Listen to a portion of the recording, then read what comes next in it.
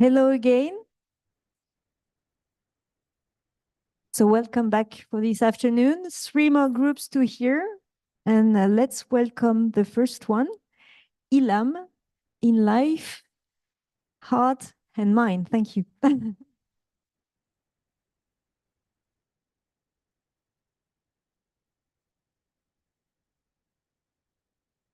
We're waiting on the projector to light it up.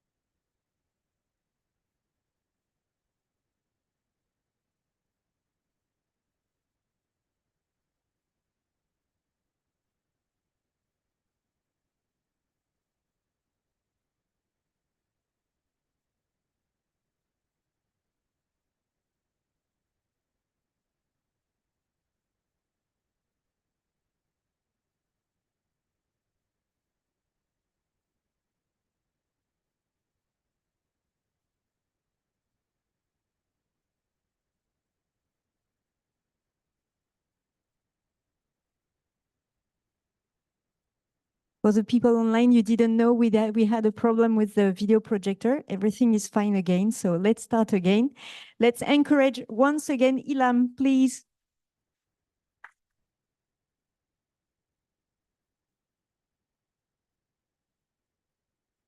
The world of Ilham is changing, and not in a good way. Something is slowly corrupting it. He wants to do something about this ever-growing entity. This is the story of Ilham, trying to feel better at home in his world. Welcome to In Life, Heart, and Mind. This is a third-person action platformer game where you play as Ilham in a constantly evolving surrealist world, facing off ethereal entities trying to ruin the place. Avoid the entities' attacks, reach their heart to contain them, and make this world a better place to live. We aim at releasing our game on PC, Mac, and Linux first, then consoles at a later date. We strongly recommend you to play with a controller. If you liked the surreal aesthetics of Solar Ash, if you felt something when you saw how tall enemies were in Shadow of the Colossus, and you've got hooked on Psychonauts 2, you should check out our game. Our game stands on 3 pillars. First, we are a platforming game. The level design revolves around it. The goal of the game is to contain and purify gigantic threats. In terms of difficulty, we aim at making a game that is mildly challenging so that everyone can have a chance to enjoy it. Secondly, as we are in someone's mind, we decided to go with ethereal visuals and sounds in a place that doesn't obey to normal laws of physics. Our visual artist will talk about it more later. And finally, our story presents itself in metaphors. You may remember from our first presentation, if you were there, that this game talks about mental health. Let's focus on that for a minute. We are not psychologists, and even with all the best intentions in the world, we could still have debatable stances on one aspect of a game or another. As a team, we decided to put the theme of mental health in the background as something we hope people will figure out during their run and focus more on gameplay instead. To be clear, the story's aim is not to be universal. It is simply a fiction telling the personal struggles of Ilham. Your first look into our narration as the player will be about Ilham, a young adult feeling isolated and hurt by the world around him. He knows it wasn't like that before, and he wishes to go back to a better state. To do that, Ilham starts a journey in this world and confronts a multitude of entities to free himself from his fears to a certain degree. But if you were to look deeper, you'd probably see we are trying to represent through metaphors how Ilham is trying to figure out the way his mental health issues affect him. Through better understanding of his inner workings, Ilham learns how to live with them and carry on with his life.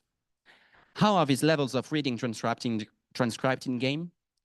Well, the first level is what is physically present in the world, the environment, Ilham's actions, maybe dialogues if we manage to get time for that. And the second level is mainly what those elements mean. What does going through a checkpoint mean? What does failing mean? What are the enemies representing, etc.? Let's see how the player can interact with the world and make an analysis of their own now. In order to understand what the player will have to do, let's start by seeing the different abilities that let you move around and interact with the environment. First, analog movement is tied to the left joystick and jumping is assigned to the A button. Thanks to a psychic grapple, you can use the environment to your advantage, which hides faster and dodge attacks. In addition to being a defense option, the dash allows you to extend your movement in the air. The interact button lets you free different elements from corruption. Use it to defeat foes or purify fragments that let you access new ways. Finally, you can recenter the camera if you ever feel lost. As you can see, we wanted the character to be precise. Ilham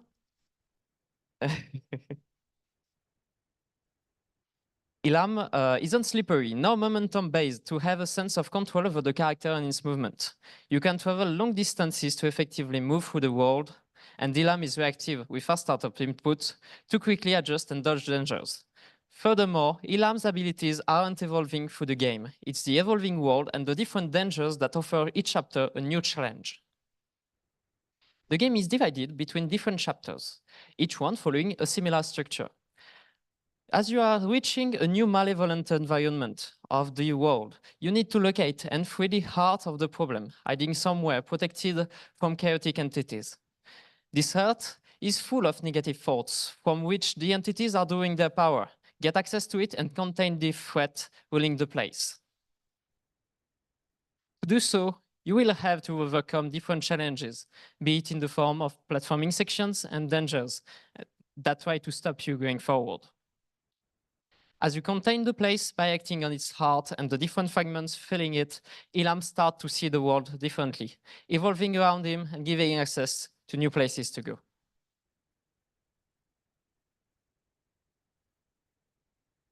Here's an example of a sequence of the game. As you start a new chapter, Ilham discovers a new environment. While discovering the place, you arrive in front of a corrupted heart. As you get closer to it, a cyclone appears and sends the heart at its top. To reach the heart, you will have to confront the cyclone, which is in fact a metaphor of an abusive, related, and belittling parental figure. Platform around it. Avoid attacks as they try to slow you down, and try to reach corrupted fragments along the way.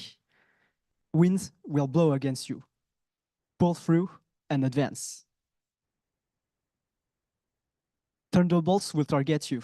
Dodge them fast to not get hits.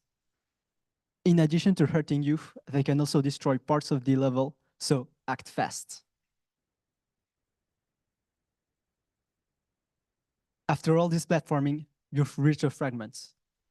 As you approach, wind protects it and surrounds you. To escape, survive the wrath for a short period of time while dodging attacks and overcoming foes. As you move around, the wind gets weaker and dissipates. Once freed, interact with the fragment to purify it from the storm. It will dissipate the fog around platforms to help you reach the heart above. Once purified, these fragments will also serve as checkpoints in case you fall. As there are multiple fragments to free, the platforming sections and fragment sections will repeat multiple times, progressively increasing in difficulty until the last stretch. You've reached the heart atop the cyclone, but as you try to touch it, the cyclone takes you down inside it and you fall into the center. Not discouraged by this minor setback, you have to go back up again. Attacking you from all sides, the cyclone tries even harder to stop you, but your determination will prevail. Finally, after overcoming this final challenge, liberate the heart from its negative thoughts, reach them and change them. That way, contain the cyclone. At the end, a cutscene plays. The cyclone shrinks, the environment gets brighter, Ilham safely goes back down and reflects on what happens, learning more about himself in the process.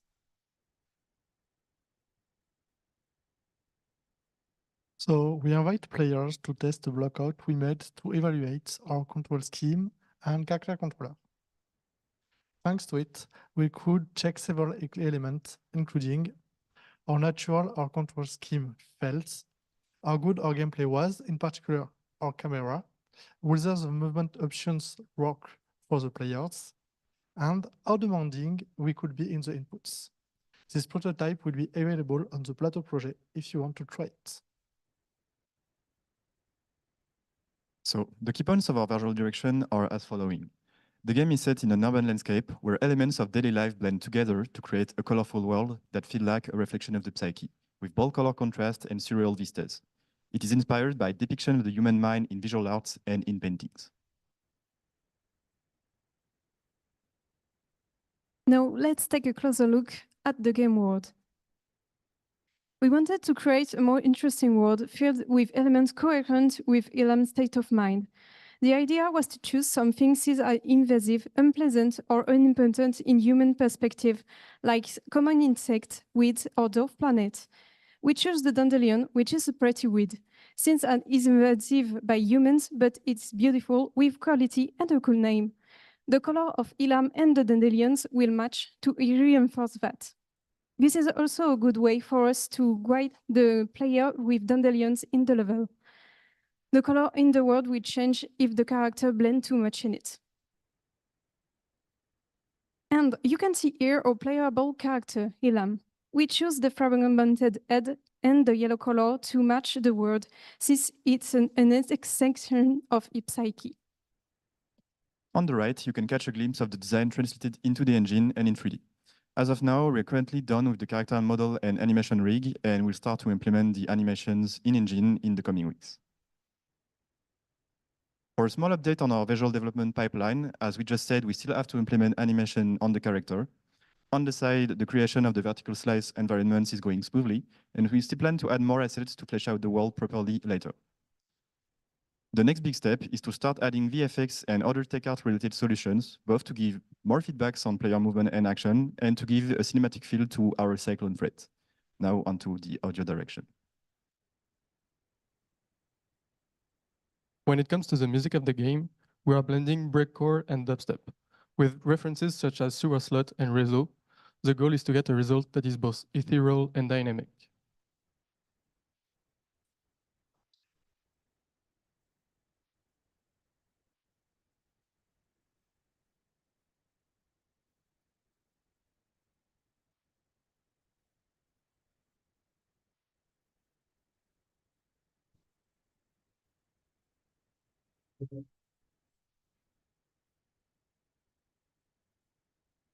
For sound effects, we are going for over-the-top, detailed, and highly modulated sounds with a lot of impact.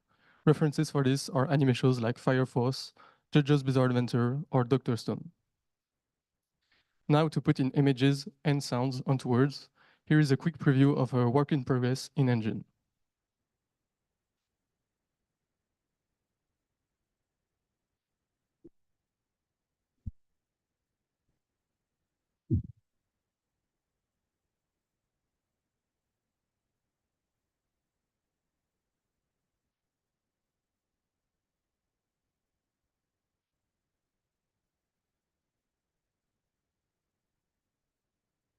Here's what we envision for the whole game and what we want to focus on. Each chapter focuses on one thing characterizing Ilham, either on its own like chapter 5, or spanned across several chapters, as in chapters 2 and 3. I will point out that the timeline is very vague on how big the time span is between every chapter on purpose. This is a story about self-discovery and feeling better with ups and downs along the way. And as you all know, it takes time to find out who you are. The way we show a sense of story progression to the player is through an evolution of Ilham's character design and the world. His fragmented head gets whole again somewhat, and dandelions start to repopulate the place and blooming again. As for the vertical slice, we will focus on the third chapter. Ilham will encounter the hurricane we talked about.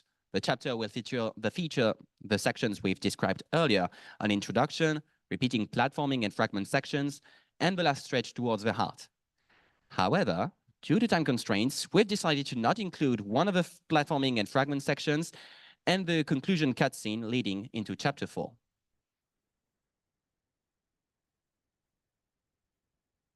For our target audience, we think our game will be appealing for players who like fast platforming. Our two main selling points are a mildly challenging platformer with a pleasant and reactive character controller, and the surreal aesthetic mixing urban and natural environments. We expect to have the same audiences as Solar Ash, Blue Fire, and Psychonaut 2.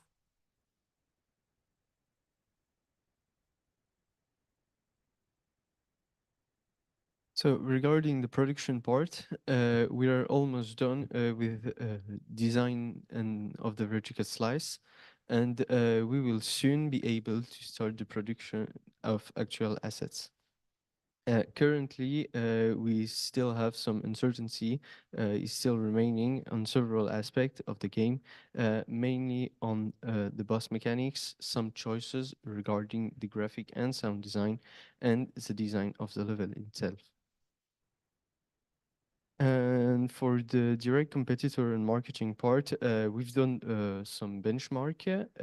We benchmark our main competitor, Solar Ash, because it's a game that inspire our artist direction, especially for the monster, and Sea of Solitude, because it has a psychological aspect that which our game can be similar.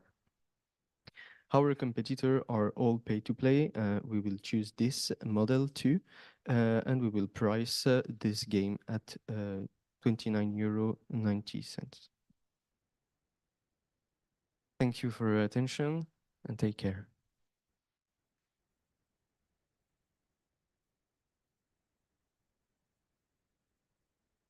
Thank you. So who wants to start with the questions or remarks?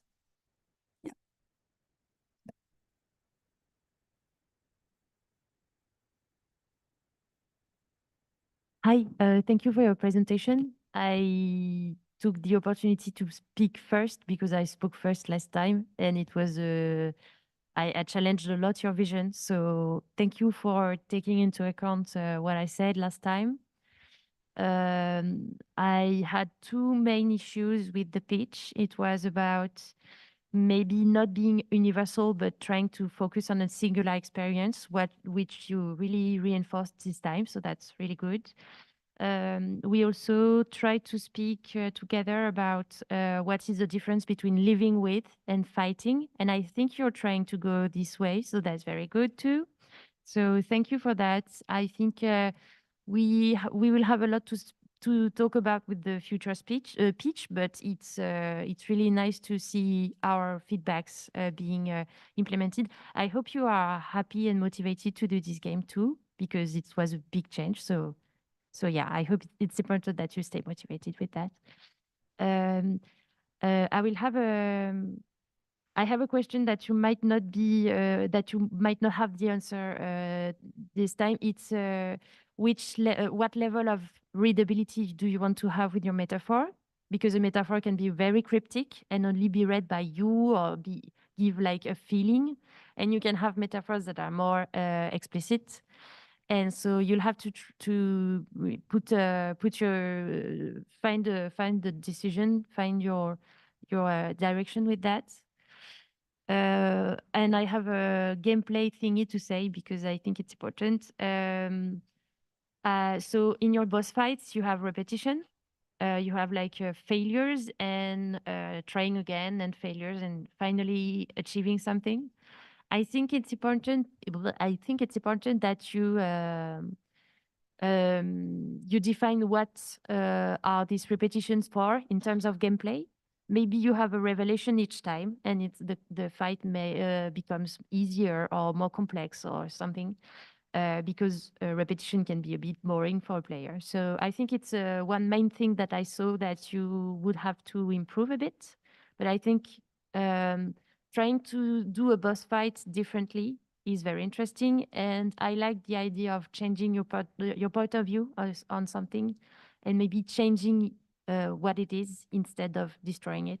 So I think that's a very good thing that you are working on right now, and I would like to talk about it a lot more on the Plat project if you want to have my input on boss fights and repetition and stuff like that. Okay. Thank you for your input. I will answer the narration part.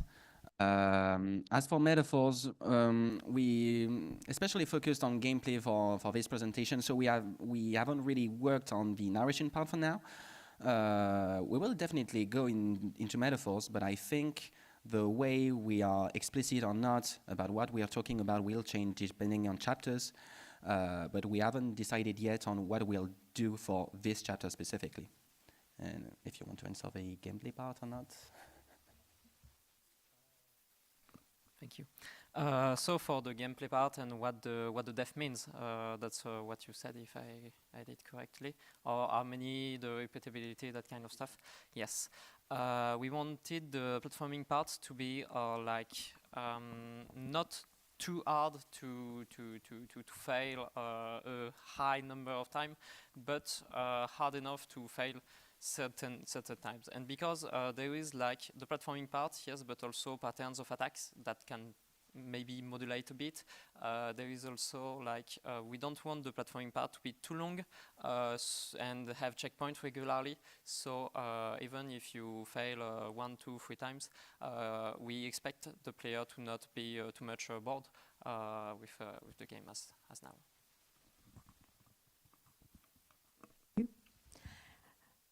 Another question, remark? Yeah.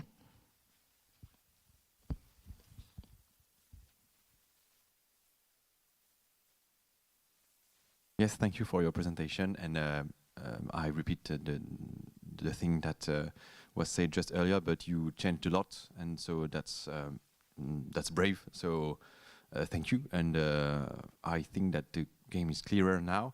I just wanted to say that the surreal element is really palpable now. It's really interesting, and I think that it's on track.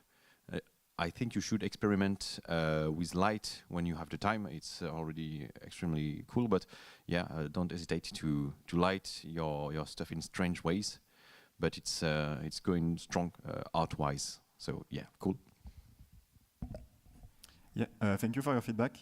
This is something that we discussed, like especially in the few past days, I think, regarding like how we want the world to be changed and shaped by the state of mind that is currently like defining the environments. And so we discussed a lot about lighting and color, like saturation and just palettes overall. And yeah, we want to like put an emphasis into making like the overall feeling of the game like be really tangible into the world. So yeah, we're going into that direction.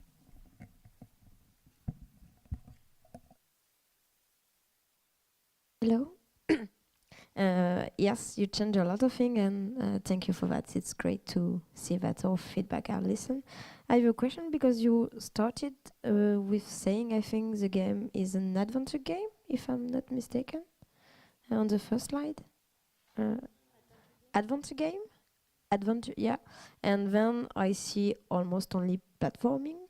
So I'm wondering if you have also exploration or stuff like that, and if not, it's probably more a 3D platformer.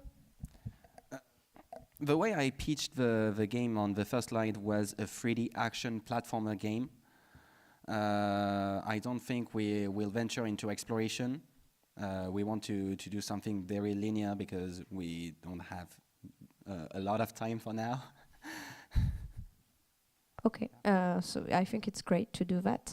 Maybe you should like precise it somewhere, because when I saw the presentation, I had this feeling that I have a world to kind of explore, to see the changing, etc. So maybe me be more precise about this. But yeah, I think it's better to just focus on something. So thank you.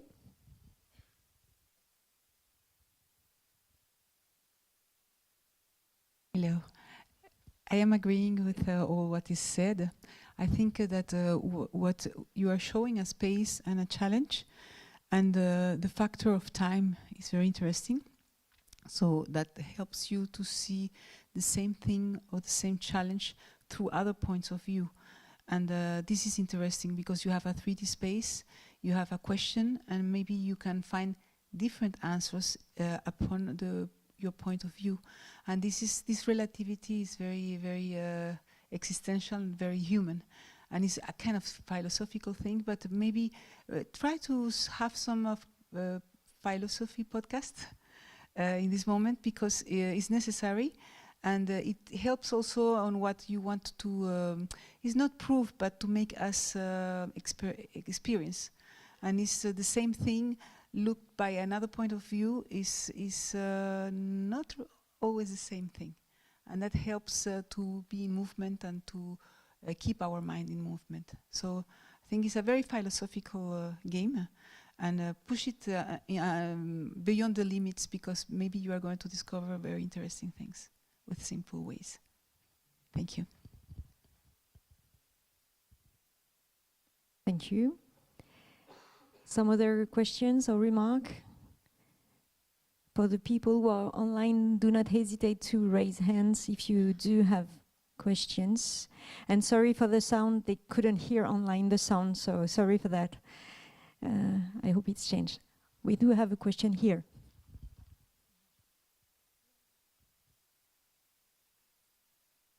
I just had a quick question regarding the defeat condition. Is it like a one-shot stuff where if I get hit by something, it's instantly game over and I have to retry the level? Do I have a health bar? Do I have like multiple hearts like in a Zelda game or stuff like that? Yes, so we didn't precise it because it will be kind of balanced with the iteration and the testing. But yes, one idea is to have like a health bar, because there is like some kind of damage. There is two conditions of defeats right now. One is when you take too much damage, and so you respawn at the previous checkpoint. Or as you go up through the cyclone and you reach checkpoints, the layer below you are taking by the cyclone that is mounting up. So if you fall down again, you don't have to do all the things. You instantly go back to the checkpoint. So this is the two kind of things.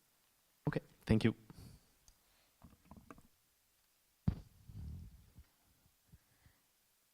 No more questions, remark, comment? No. So if nobody has any other comments, so we're gonna congrats the next team. Congrats the team, sorry. I'm not sure the next team is here. Yeah, are you? Yes, thank you. We are a bit ahead of time, so we just the time the next team is coming. Thanks once again to this Elam team. It's easier for me to say Elam, sorry. And we will welcome Akels Ode as soon as they are in the room. So just a few minutes. Thanks.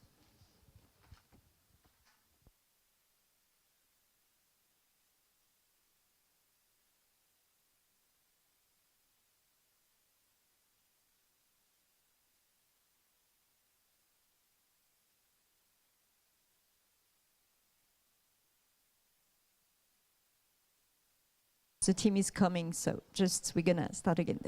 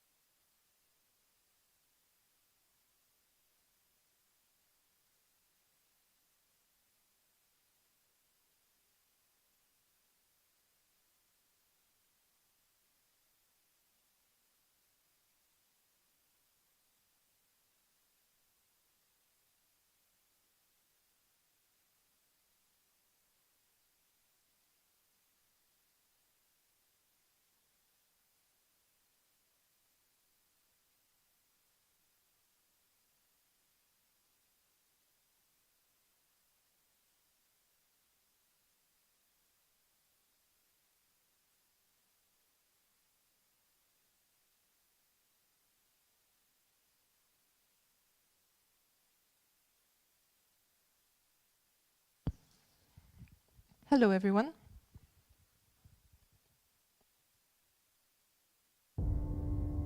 Balance is broken.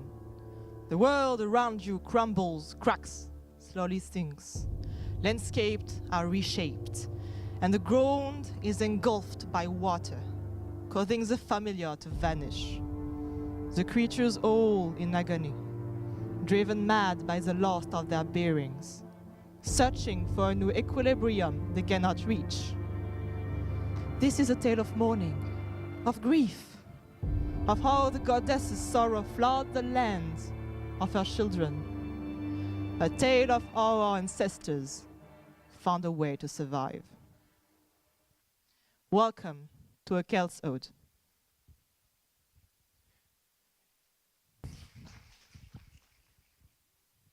So, A Celt's Ode is a single-player tactical RPG with a big emphasis on creating a unique world inspired by the Celtic culture and history.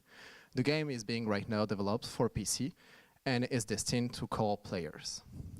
We want our game to be a tactical like no others, and not only because of its setting, but also because thanks to its unique tactical encounter system. In A Celt's Ode, our goal is to take away the emphasis from violence.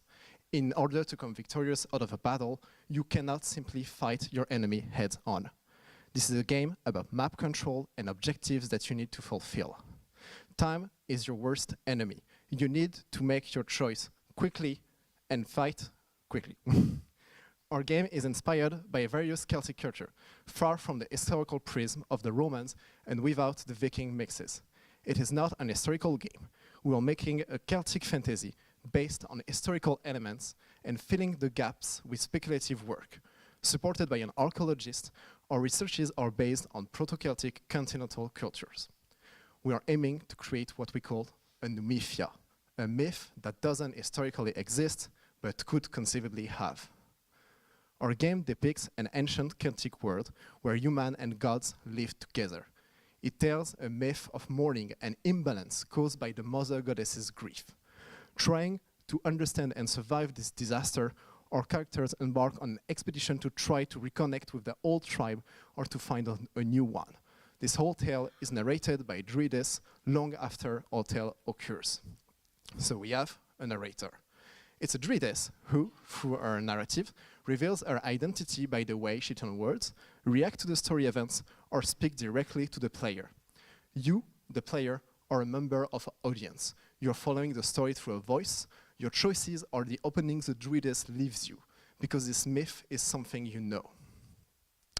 So this is the flow of the game. And in red, you can see where is our vertical slice. We won't dive too deeply into our lore, but what you need to know is that there was a disaster, the land is flooded, and our 4 characters go on an expedition to find a solution. The disaster is called the mourning. The grief of the mother goddess caused it, making the land sinks and the water rise. In game, it is represented by overgrowing corals that spread like some kind of corruption. Now we'll listen to some early tests of the mourning sound design. First for the small corals.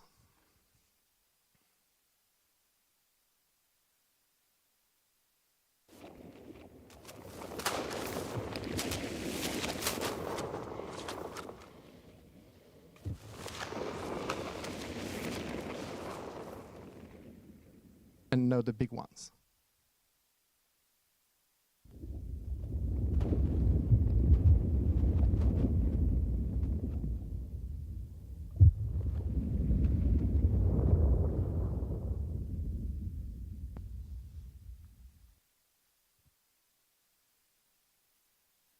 As some of you may remember, our party is comprised of 4 characters, out of which Garaluka the Druidess will be our main focus for today's character debrief.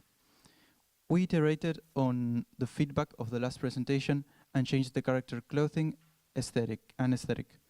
This serves to reflect a more Celtic representation while still keeping the elements of mythological feel that the game needs to deliver. As you can see, we opted for a stylized low poly aesthetic that will be present in every character, prop, and scenery all throughout the game.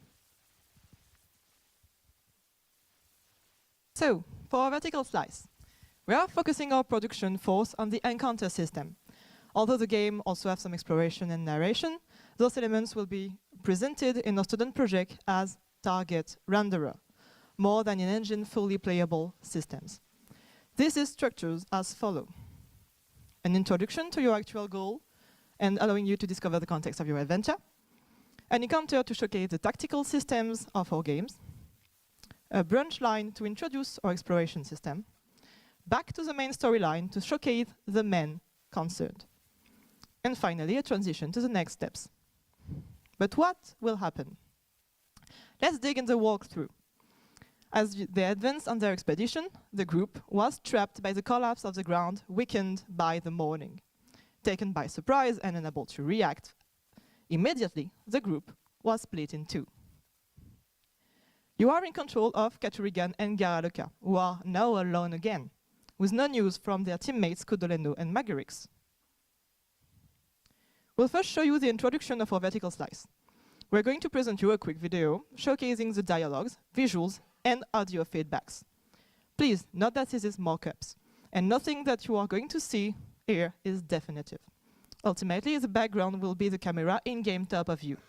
It's mostly to give you an idea of the flow and dialogues and how it's going to work.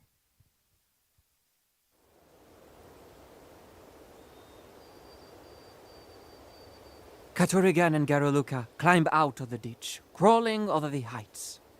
They finally take a breath and realize that Kudoleno and Magurix are no longer with them.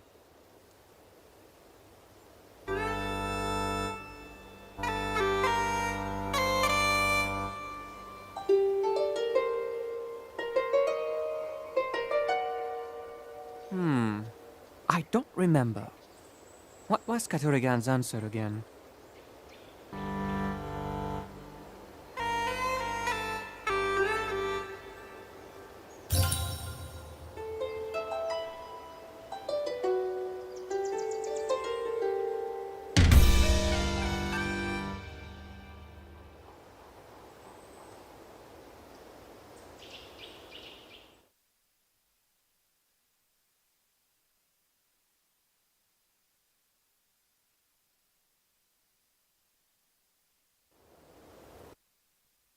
Okay, so sorry. So we just heard that each character speaks through a musical instrument and has their own one to highlight their uniqueness. It's a bit clunky in this demo, but we will iterate more to make it as more convincing as possible. Only the narrator has a human voice to underline the fact that this character is outside of the myth and actually tells it. It's indeed a reference to the oral tradition of Celt myth. The narrator is dubbed in English in the vertical slice, but we could imagine dubbing it in a language close to Gaulish if we were to do the whole game. Now that this little introduction is over, we move on to the first encounter that Faye is going to present you. Thank you. I've prepared a few mock-ups to show you a little bit of how the UX flow of the gameplay would look like. So let's take a look at an encounter in a Keltsode. During encounters, you're trying to complete various objectives, like stabilizing sinking areas or pacifying enemies. And you're trying to do that before this morning meter up top fills up. Because when it does, the land floods and you drown. These highlighted areas are called sinking areas. If they sink, they will block your progression after the end of the encounter. To prevent that, you must stabilize them by placing your characters inside at the end of your turn. This makes the stabilization meter rise right here in green, and when it's full, the area is saved. Every time you save an area, this will give you access to a specific exploration segment afterwards. Objectives also often require to stabilize sinking areas. This brings a strong element of positional play and area control to the tactics of the game. Let's play through a turn now. At the start of every turn, you're going to be greeted by the enemy intent panel. This enemy intent system serves to telegraph the enemy's actions before they do them. This focuses your decisions on tactics and gives players a lot of information to base their decisions upon so that they never feel lost. Narrative snippets also frame everything as part of the Druidess' storytelling, helping this feel like a tale that you're being told. The Canacones were about to swarm into the unstable fields. All right, we've read the enemy intent. Let's confirm and move on to the player phase. It's time to take action. For that, we need to select a character to activate. You can control up to 4 characters at the same time, but you can't activate them all each turn. You need to choose, and this creates interesting tension in the tactics. Maybe you're going to have to leave one of your characters in a difficult position. In this map overview, you're going to be able to access a lot of useful information to aid your decision. For instance, you can look at the enemy intents from the map by hovering. You can also select characters to see their character panel here on the left. Take a look at Caturigan. She's a powerful warrior who's also Garaluca's lover. She's worked in the salt mines like many Celtic women of the time. As a character, she's a tank, slow but sturdy and good at stabilizing sinking areas. Each character is different, and you'll need to correctly take advantage of their respective strengths. Garaluca, on the other hand, is swift but fragile. She's a soft-spoken druidess who definitely knows how to sacrifice a goat, and she's a mobile attuner. What does this mean? Well, in this game, enemies are blinded by pain and attack the characters, dealing damage. But you cannot attack them back. So you're going to attune with them to ease their suffering, and once they are pacified, they will leave. So you are not attacking the enemies. Let's take a look at our character turn. We're going to select Caturigan to play our turn. So we go there, we double click, and now we're going to control them. Caturigan readies her shield. Now you can both move and use an ability every turn. You have movement points and action points for that. And so we're going to move Caturigan towards the sinking area.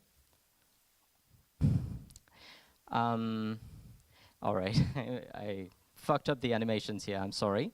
But so we move Caturigan here, and now we're going to select a skill, and so we're going to be able to use that in order to jump into this area up top to stabilize it. So let's select our target for the jump. And now the stabilization. So we've generated 2 points of stability, and the stability meter has rose by 2. And now 8 more to go to stabilize this area. And every time you're going to do that, you're going to be able to maybe complete an objective. We have an objective that requires to stabilize 2 areas. But you're going to have to fulfill enough objectives before the morning meter is full. After this, so we've seen the character flow, the enemies would act, doing what we saw them do at the start of the turn, then the morning would rise at the end of the turn, and your characters would add stability to the zone that they are inside. And that's it for the encounter flow. We're going to look at the way the game is set up currently inside the engine.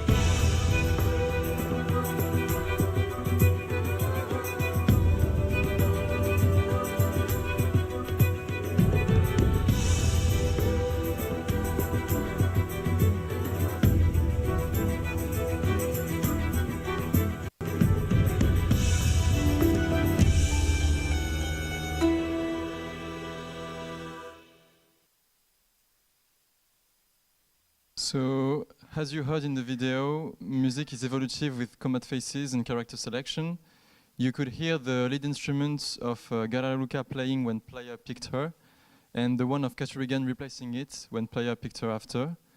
Moreover, the more the morning rises, the more the music shifts to abstract textures, as if the morning corrupted also the score. We can even hear a fiddle, the instrument representing the goddess causing the morning. Finally, more layers are added to the music when player fulfills objectives to make the end of the encounter more epic.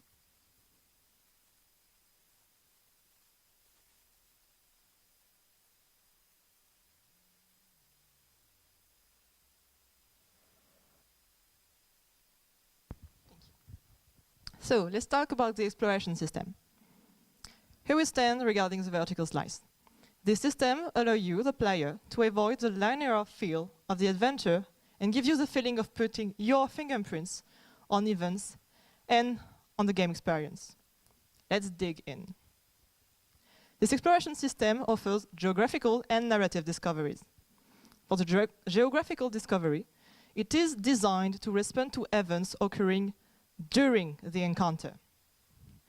Based on gating, depending on the zone you will choose to stabilize, you will not have access to the same path. So, the choices made during your encounter and your victory's conditions determine where you will go next, leading you to different paths where different side plots are developed. But do not worry, you'll end up catching with the main plot.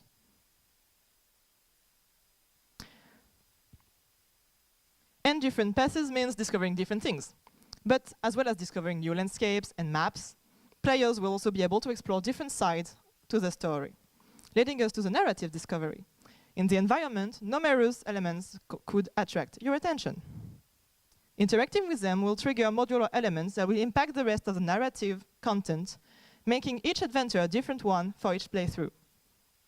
We'll be offering different degrees of reactivity during very specific exchanges and throughout the entire story, opening and closing certain narrative paths, thus shaping the Mace's course and answer for your choices. And to do this, we'll use ink. So, as an example, you interact with a major element in the environment, your deity altar. You will trigger a dialogue unlocking a new approach of the disaster you're facing. And furthermore, the exploration system is linked to an affinity system. Those detailed dialogues will allow you, the player, to deepen your characters' relationships in line with the story. Each time the bonds deepen, you will unlock a new ability for the encounters. How convenient. So let's continue with our walkthrough. You interact with a major element of the environment, the altar, triggering a key event linked to the side story, leading you to a choice, and to a side dialogue that will now shape your overall adventure. Did you make the good choice?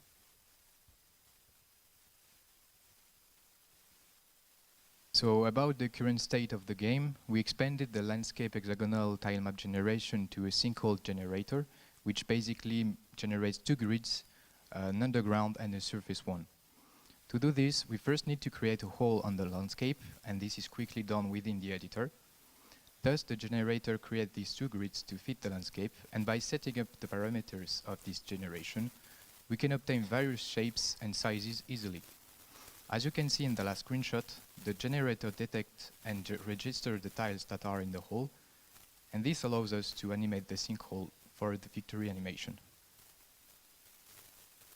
The enemy's behaviors are based on a state machine, which each node is related to a behavior, and has random chances to go to another state in the next turn. These behaviors have data about the targets during movement and attacks, and other characteristics such as range, morning, attack points, etc. About the core gameplay features, we implemented the losing conditions with the morning meter, increasing itself by one slot each turn, and by the enemy abilities as well, filling a threshold that, when reached, removes a remaining turn. To be able to see through the map during the sinkhole combat, we've set up an occlusion masking for specific meshes such as the landscape and the surface tiles. which activates when the camera finds something between its anchor point and its position, as you can see here. The zone control feature is also complete, as the player can stabilize it through skills. And when a zone is controlled, or if we lower the mooring enough, pacify this, etc., an objective is marked as complete. Thus, when we have enough complete objective, the victory is reached, and we can go back to the exploration phase.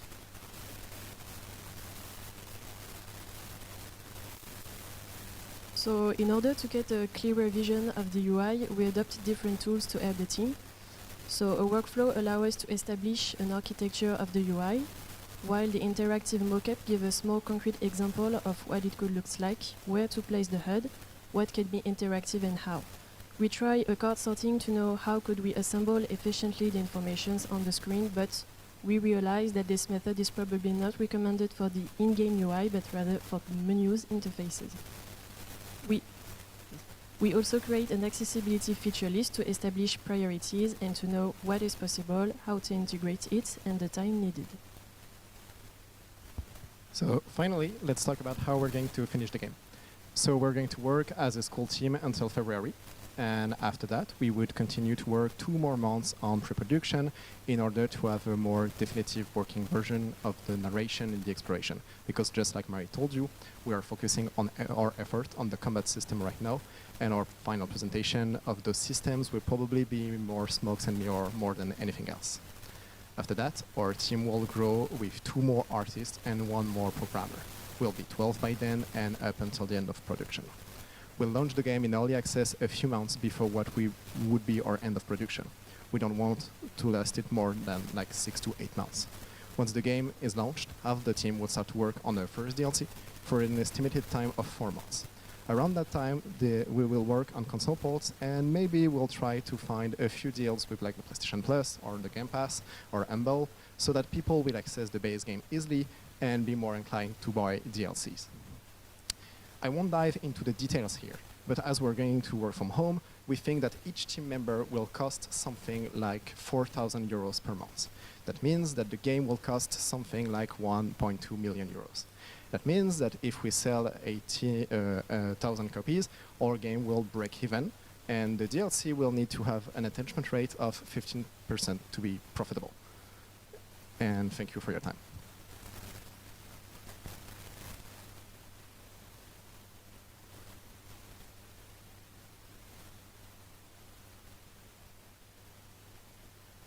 Thank you. It seems there are some problems with the audio online, so we will try to see if that's still the case. First question here. So I'm Jeanne, game artist freelance. Now the gameplay of the fight is clearer thanks to your mock-ups, so thank you for that. And I think that the choice you made to distance yourself from the historic accuracy that you were talking about before is smart for your project. So yes, that's great. I'm not quite sure about the fact that we can see the ground on most of the time while you are in the hole. Maybe your grid should stop before we can see so much of the ground, so you don't have to use so you don't have to use the occlusion masking so much. It's okay to use it sometimes, but here it's a lot. So yes, that's what.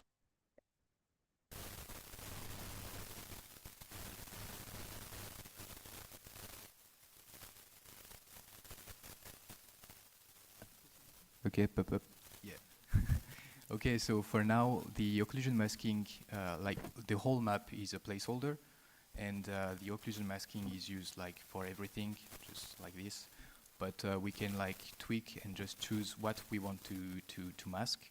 If we want like a static, like a limited camera on the cenote, and like hide the tiles that are only on the ground, but like in front of the target character, like for example an enemy or whatever, like we can tweak that and change it easily. Like it's just a placeholder for now. And the mask is also used for the UI and like a lot of things.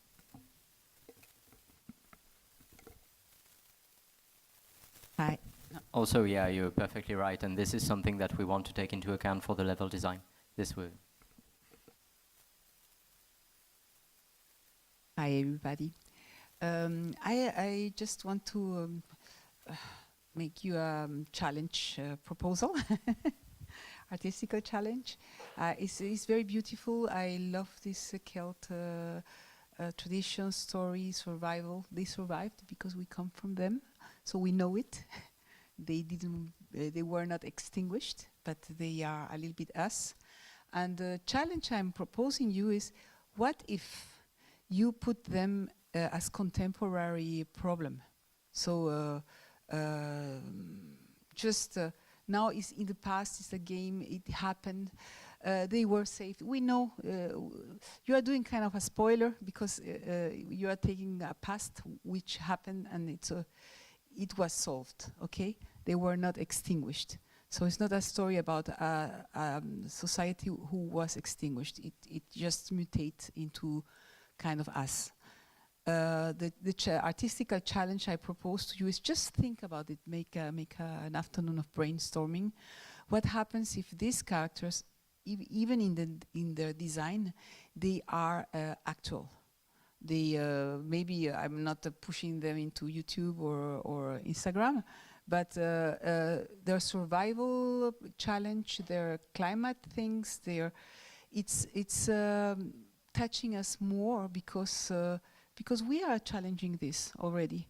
But what we can see when we see it into others, sometimes we are more sensitive. But when it's into the past and this happens, it's just a game. It's just for fun. We know that we are going to win. So the challenge, I don't know if I can be understood in that, but it's interesting if this beautiful civilization is not the Egyptian mystery or the Incas, but is happening now. And they have to save their world now. And we are concerned because we are playing that. Maybe something can happen that it can bring much pep and interest to. It's not that it's not interesting, but it's one more historical thing when this civilization is absolutely amazing. So try to make a brainstorm about that. And then the design and the things will become more contemporary. Is not, we are not seeing into the past, we are seeing into ourselves. And it's very important in this moment to see into ourselves and how to save our world. So just this, super easy. Thank you.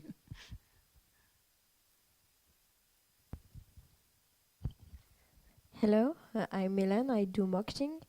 First, I have a remark. In the last presentation, please talk us about gameplay like at the beginning in the presentation, because here it's come super late. You were talking about voices before gameplay, and you have a tactical game, so yeah, it should become at the beginning. So yeah, please change that for next time. And my other things is more a question. In the previous presentation, you were talking about kind of non-violent game, which I said it's more like non-combat things, which was for me one of your hook and big features. And no, it's not the case anymore. So why did you change that? Because it seems to have like fights, from what I see. Yeah, like. No. It is still the case, and Okay. I'm afraid we haven't been clear enough if you think it's not the case. The combat focus is still very much on completing objectives that are not necessarily that do not necessarily have to do with defeating the enemies, and you still do not kill the enemies. You can only pacify them because they are in pain because of the mourning, and so you are communing with them to pacify them so that they will leave the fight on their own without like dying. But they are in pain, so they are attacking your characters, but it's very much not combat, it's one-sided. Your characters are trying to pacify the enemies while they are being attacked. And mostly you cannot just focus on pacifying the enemies because they will keep respawning, and the objectives that you need to do, you're on a time limit. So if you just keep pacifying the enemies, you're not going to complete the objectives that you need to complete, and so you're not going to complete the map, and then you're going to drone. So you can't focus on just pacifying the enemies on loop. You Okay. have to focus on area control, stabilizing, healing, doing other stuff that's required by the objectives on the map, and this gives us a lot of design space to make very different levels. I don't know if that answers your question. It is. Thank you.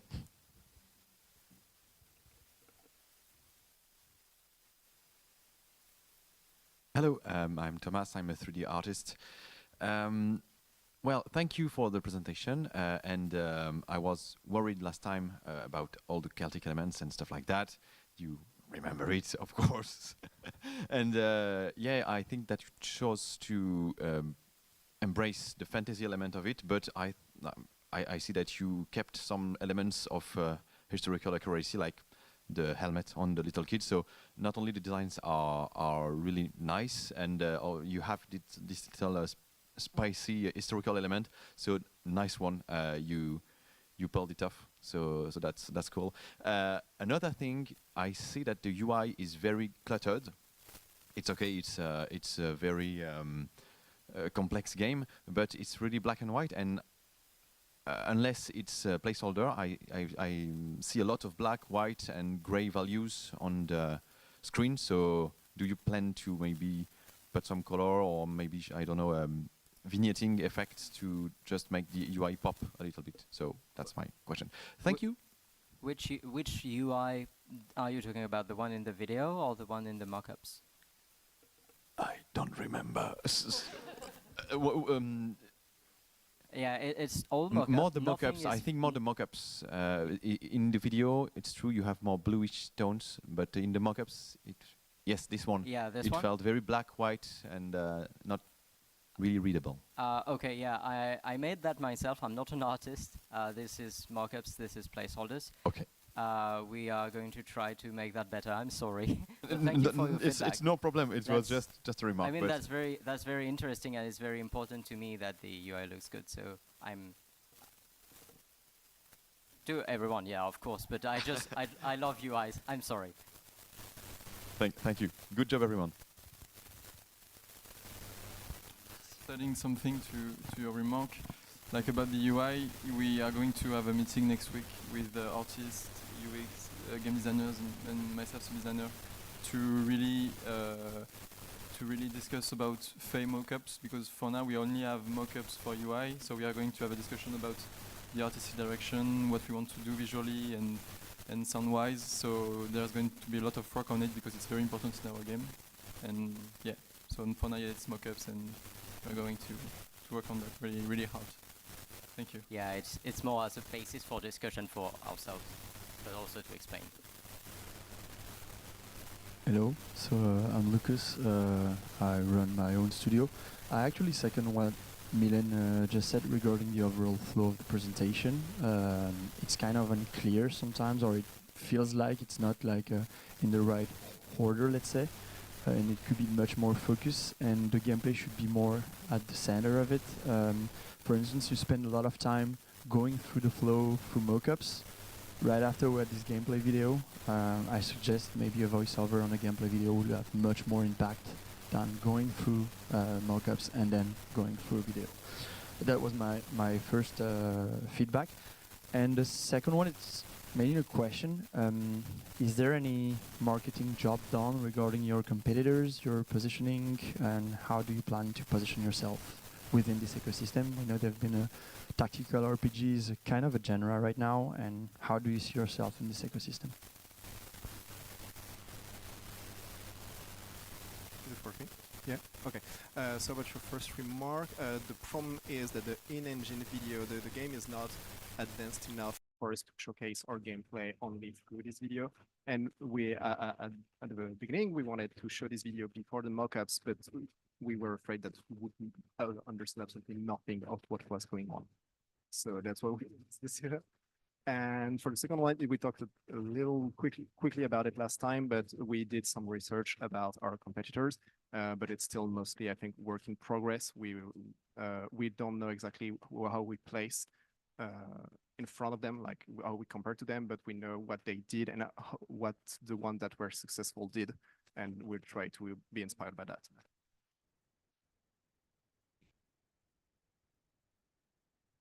Right.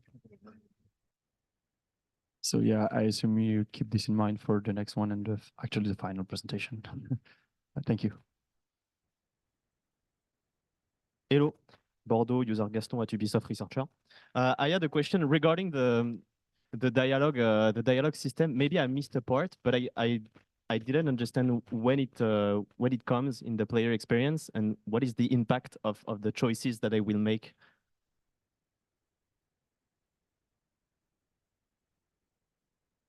The dialogue. Currently, in the vertical side, the way we are going to structure it for simplicity's sake is going to be like kind of visual novel segments that will take place inside an exploration segment that you can just, it's point and click. You've got a 3D map, you can point and click, you've got points of interest. Points of interest trigger visual novel segments, and these visual novel segments are going to be written with ink. And so we're going to be able to do a lot of little modular content bricks that are going to be able to react to one another in a non-linear fashion, but we still have a strong structure, which is going to save us a lot of resources on the writing department. I don't know if that answers your question, but mostly the encounter system is sandwiched by visual, like exploration with visual novel segments inside of it. And that's the extent of it. We would like to have some narrative in the fights, but the scope says no. Yeah, makes sense. And the second question was the impact on your on the player experience. Is there any stuff that I gain from the choices I make, or things that changes?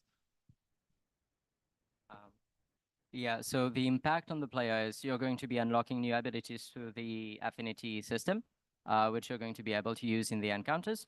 And also it's going to be a narrative one, right? If you make a choice, like earlier in the demo, you can choose to say, yeah, well, at least we won't have to hear about Kudoleno's story anymore.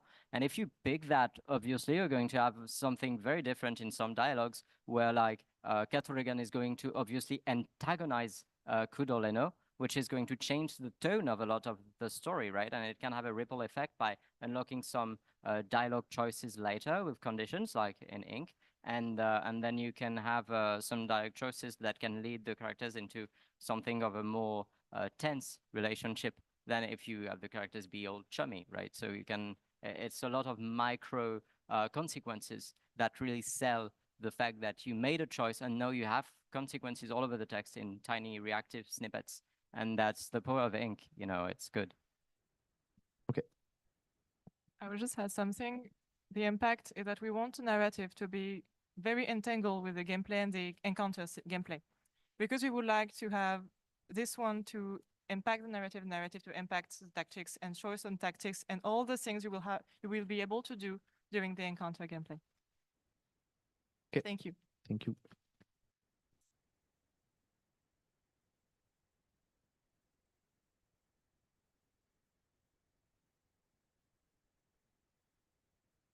Hi, Clémentine. I'm a freelance game designer. I had a more general question about your fantasy because for me, it's really not clear what the antagonist is. Like you talk about the morning, but you talk about it as a time constraint. So it's, for me, the word is not clear because is it a morning like deuil or is it the morning like the matin? That is not clear for me. Like I keep asking myself. Also, you have corals, you have like a flood, you have corrupted enemies, and like enemies seems like robots and stuff like that, Zelda things.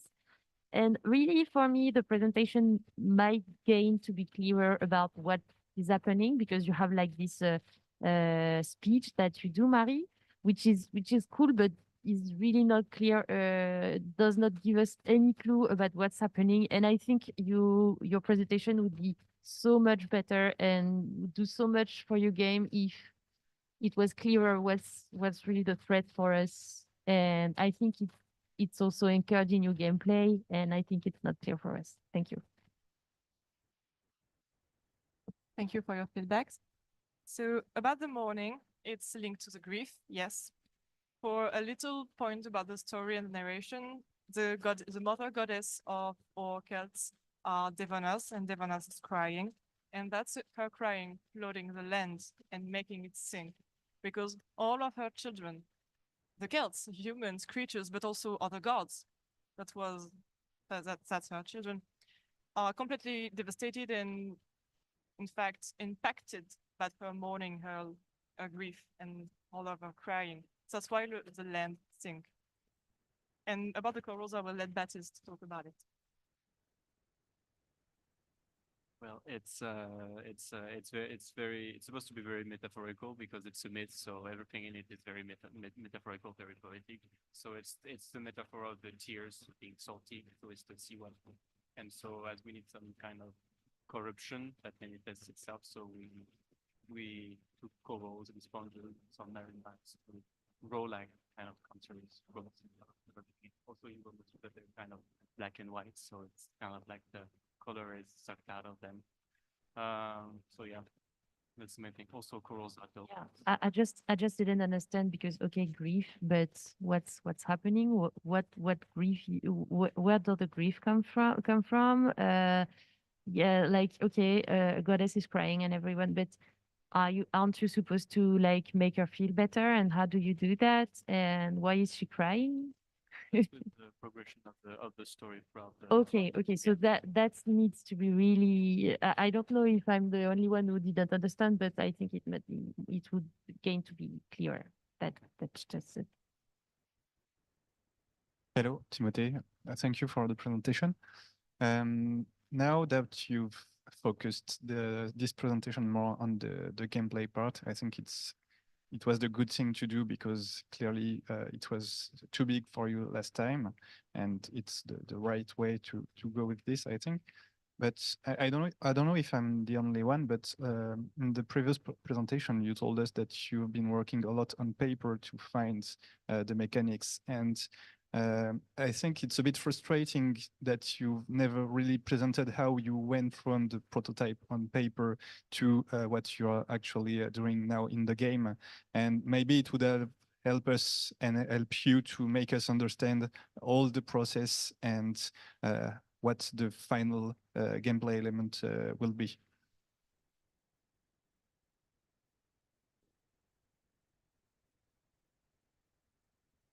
Maybe we'll try that next time, but like time is really time is really short. So there's a lot to say, so it's a bit hard to fit that in, but maybe we'll try. I think that's interesting, and yeah. Yeah, I know that prototyping like that is a lot of work, but if you filter the ideas you didn't keep for the final version and you go straight from what we keep from the paper version to the final version, I think it would be a great way to show the process, what you had in mind, and how what you intend to do on paper, how it translates in a game. Basically, this tiny encounter snippet, it functions exactly like the current paper prototype. It's very entirely aligned. So if we're not talking about the things that we have discarded, it's just the same thing.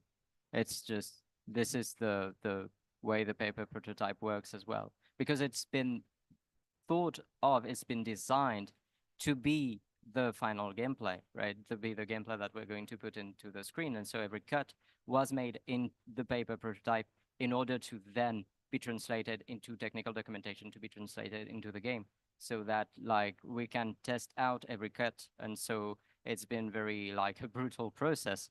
And we have so many discarded stuff. Like there's been like 5 completely different games before the current version. And like, I don't know, but maybe we can try just to show a little bit of the paper prototype. Would that feel good? Like just a little bit of it and then transition into this? Okay, maybe we can try that then. All right, then maybe we can just give a taste of that, just to whet the appetite. Okay. Don't hesitate to go to our booth if you want to Of see and course, talk more about it. after all the jury will do that. I'm Lucille from Quantic Dream, and I'm the first to see. It's the first time I see it, so I don't have the first presentation where apparently the gameplay was very blurry, and now you have explained it. yet. I don't truly understand it. Yeah. It's okay. I'm a big fan of tactical, so I see a lot of references that I can recognize. That's good for you, as me for a player. But now, as a producer, will be not nice. The first remark is you have a lot. You have a lot of assets. You have a lot to explain. You have a lot of narration. You have a huge game. You are not aiming at the same final scope as the other project right now. Maybe not the last two, but right now it's very big. I totally agree on two things that I've been said before. Your presentation needs to be like a teacher teaching us how to play your game. Please be at my place teaching you something. Be didactic. Start with the gameplay, then the artistic direction that helps your gameplay to be understood and seen and heard. And after that, we will talk about UI and UX and all the little details. Now I have a task for you as a producer that is making a mock-up about feedbacks. Right now, we are still very on prototype. The feedbacks will be the main pivot. Je l'ai pas en anglais, celui-là. The main pivot. Word. To enhance your feeling of I am doing an action on the map. So this is very important. And after, I have a question about the ending of a turn. You talk about mourning, the goddess is crying and it's flooding. Okay, we jump in a sinkhole, we step out of the land. When we didn't do that, will the characters have permadeath? Did we lose them in a sinkhole? Did they float out to the ground? Will we lost some lands? Will it have an impact on the full story? How we lose and how even we win the land that we saved? If you lose, you just restart the encounter, or you can go back to the exploration segment. But basically, it's just like you lose, you can restart. I know it's not very exciting, but this is not a roguelike, right? We I was specifically told not to do a roguelike, so this is not a roguelike. So it's just you die, you can load up your last save. And if you win, it gives you different ways to progress, and then you gain like a currency for new abilities and stuff like that based on how many objectives you completed. And then maybe you can redo the maps to try to improve your score, but that's not in the vertical slice. Regarding the character's death, if one of the character died, in fact, it's not dying, it's being exhausted. And at the end of the encounter, if it's not revived on the during the encounter, if you win the encounter because other characters are not exhausted, the ground will rise up with the characters, and you will have the time to revive them, helping them to take a deep breath, regaining the HP, and going back and continuing the adventure.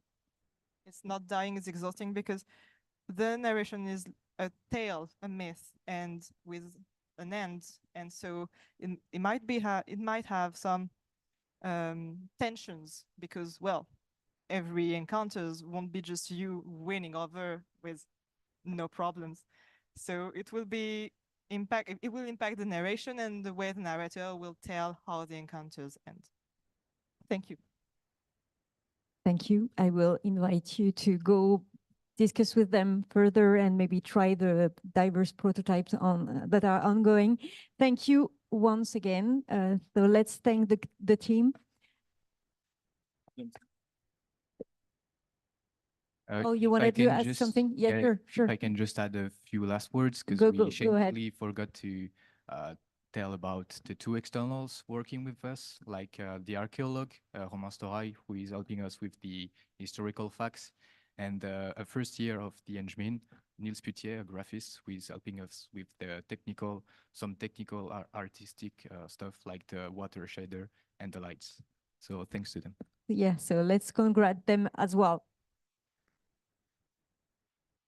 And let's welcome the last team of this afternoon, Suburbia Electronica.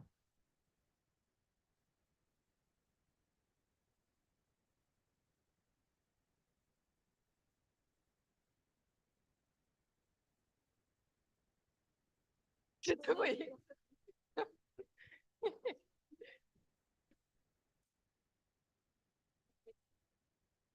Moi, je reste derrière pour l'écran, mais...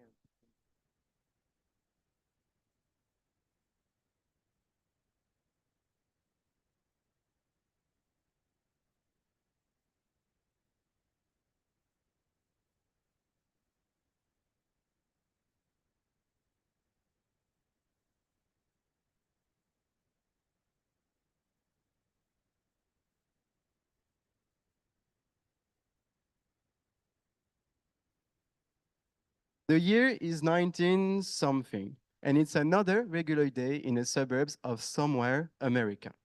Well, almost. You see, a small robot is currently waking up in a basement lab. Her maker, who used to wake her up very gently every morning, is nowhere to be found. In fact, he has been gone for over a year now and has left her with one last very simple task: to find happiness. Welcome to the second presentation of Suburbia Electronica, and please make yourself at home. First thing first, let me reintroduce you to the team. So we have our game designers, Martin and Majda, Marco and Jules as programmers, Lohan and Solène for the game art, Tom is our sound designer, Vitya as UX designer and researcher, myself, Tristan, as producer, and of course, the one who puts the electronica in Suburbia Electronica, our little robot. Suburbia Electronica is a wholesome adventure game about kindness, love, and all things that could make a robot's heart glow just a bit softer. All this contained in a charming 10 hours indie solo experience for PC and later consoles and mobile. Let's dive into the game pillars. First, Suburbia Electronica is a care adventure. Our game is centered around compassion, and we want to give glory in the small victories of everyday life, being together and helping one another. Walking in the footsteps of recent successful wholesome games, this will allow us to tackle on uncozy topics in a gentle way. Then we aim for a quirky writing and art direction. We want to bring magic to the mundane, to recreate a childlike fascination, mirroring the robot's discovery of human life. We take inspiration from the spirits of late 90s Japanese adventure games like Moon, My Summer Vacation, or Tulip. And finally, our sociogram, an easy social puzzling feature. Play as a robot discovering suburban living, and as you get to know your neighbors, get to know yourself. We will talk about it in more details just after this, but pushing this mechanic will allow us to differentiate ourselves within the fruitful wholesome games market, all while modernizing some of our retro inspirations. Regarding Suburbia Electronica-based gameplay loop, it can be divided in three simple parts: explore, help, and, and connect. Let's dive deeper into each one. During her exploration, the little robot can walk around at a constant speed. The cameras are fixed, so as designer, we have complete control of what players see. As you can see on the top of the screen, currently it's morning. A day is cut into 3 periods and time passes automatically. Each NPC has their own schedule. Today, we see Archada and Elvi at the Dino Diner. Maybe you also notice a potato on the floor. Let's pick it up. Now, let's take a quest example. Let's talk to Elvi.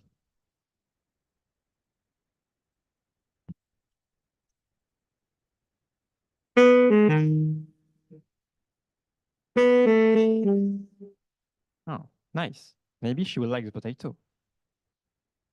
Inventory has limited space, but the player uses items as they earn new one. So there is no inventory management, avoiding a useless mental overload to the player.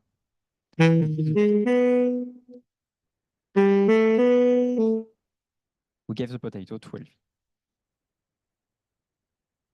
We learned that Archada liked potatoes. That brings us to our sociogram. We can open it at any moment, and it shows two information. The first is a relationship overview. Once the robot understands relationships between two people, it updates automatically. There is no interactivity here. It's more like a logbook. The second is a character sheet. Slots are empty, and the player has to fill them thanks to the information they found during the explore and help phases. We just learned that Ashada liked potatoes. So let's use this information. Completely fulfilling a character sheet gives a reward to the player. For example, an NPC may give you access to their house, an object useful for someone else, or they may just give you a silly hat to wear around. In brief, you walk around and find someone, you figure out and give them what they need by following their quest line, and finally, you put in the information you gathered along the way into the sociogram.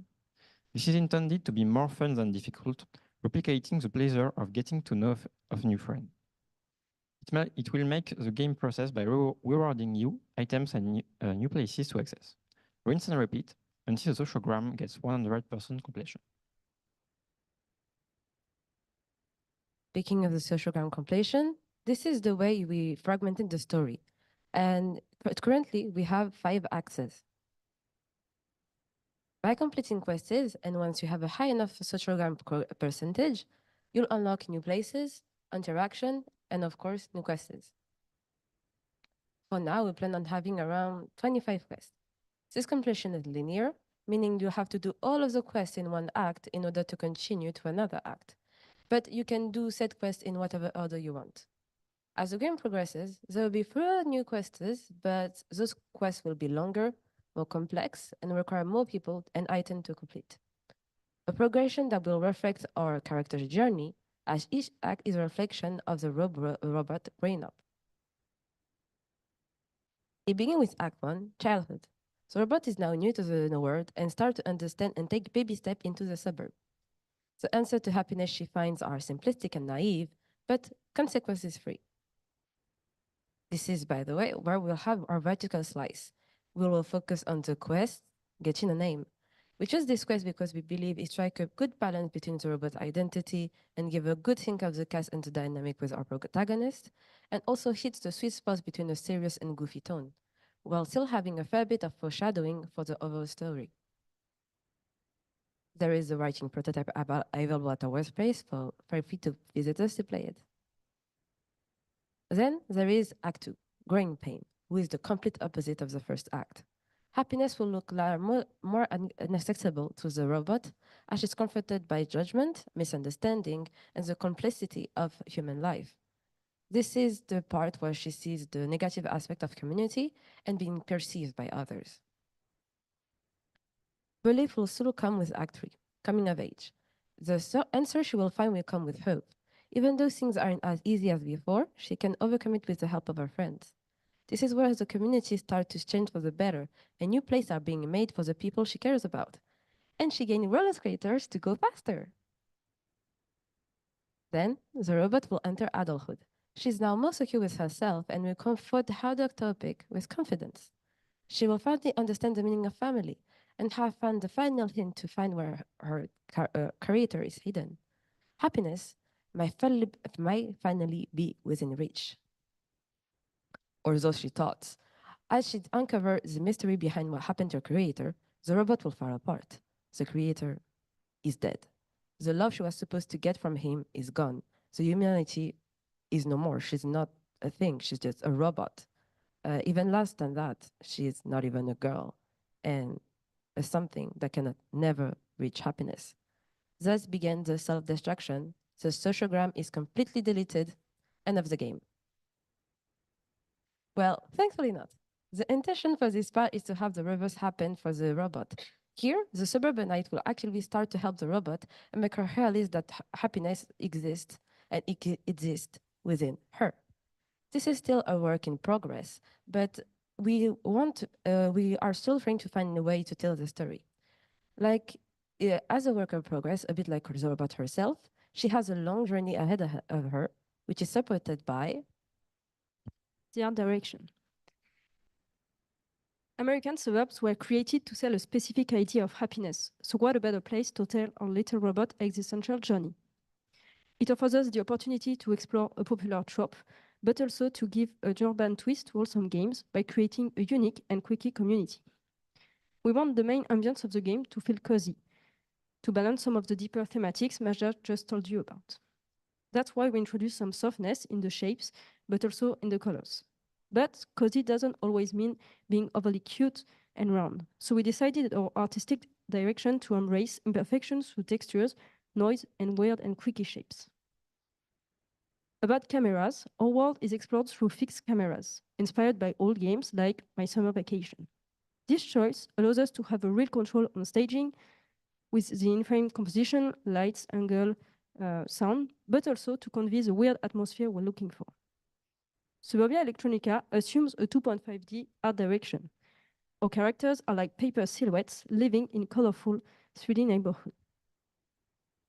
In the scope of the vertical slice, we chose to explore a few main places of the neighborhood: the inside of the robot house, the small park, the exterior of the Kulkarni's family, and the desert leading to the Dino Diner, the famous cowboy diner, the local theme fast food. Suppose people live in a very uniform, almost copy-pasted environments, but we want their personality to shine through their houses.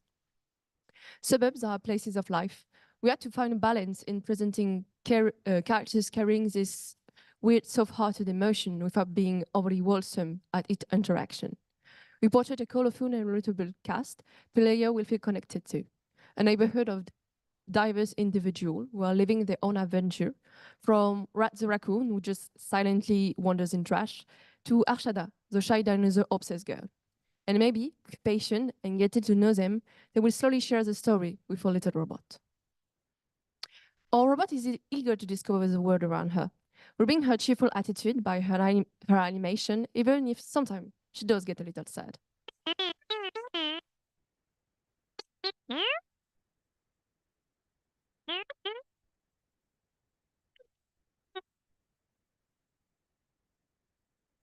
The main cast is starting to be alive too. We kept the range of emotion small in order to be able to propose different expressions that help the characterization. Sound will also contribute to emphasize our characters' personalities.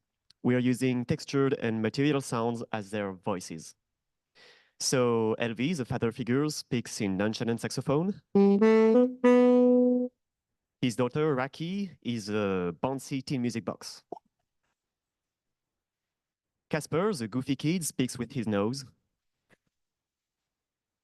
And you already know Clara. She loves punk rock.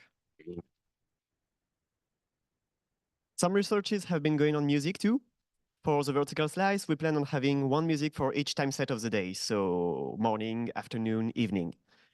We want the mood to be catchy but still quirky by using fun sonorities, like toy synthesizers.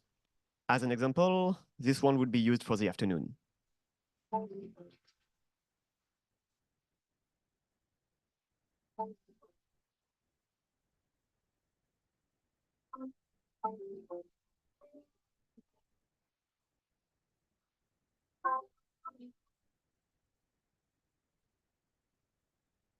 Let's now refocus on our target audience and accessibility features. Our game is designed around a specific audience, a type of player that wants to discover interesting storylines and compelling characters. They also need a small amount of challenges, but ones that make them feel like they have an impact on the story and the world. To cater to a wider audience, we've been working on features that will improve player experience. From first, full text customization, is still a thing, and you will be able to change typeface, size, and colors. Although our game is designed around the feeling of a living, breathing place with time as the core mechanic, time is a construct. Therefore, we think you should have a say on how much time is needed for a day to pass, and also to remove the constraint completely. The suburbs are a vast place to explore, and we don't intend on giving players exact information on what they need to do or where they need to go. We want to avoid the to-do list feeling. We want players to embrace being lost, but we don't want them to get stuck and feel frustrated because they can't advance the story. So we will give them a hint system in the form of a character in the suburbs. They will give them latent style hints that will go progressively preciser. and to push them in the right direction. Finally, for players who have visual impairments, we will provide a high contrast mode that will highlight important elements in the world and give the UI a super clear look with saturated colors and bolder text elements. And now we are going to talk about technical choices.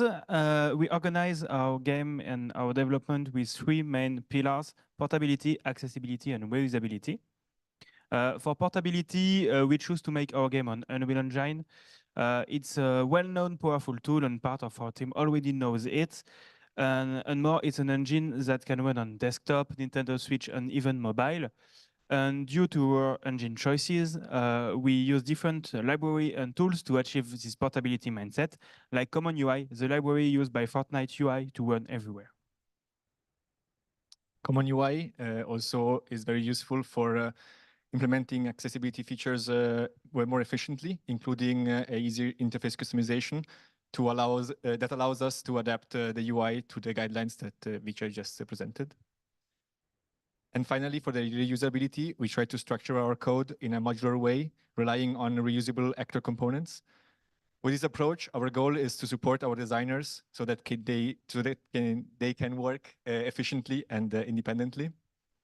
And with the workflow in mind, together with Tom, we choose to use the built-in audio system MetaSounds to avoid additional pain points in the future with the middleware.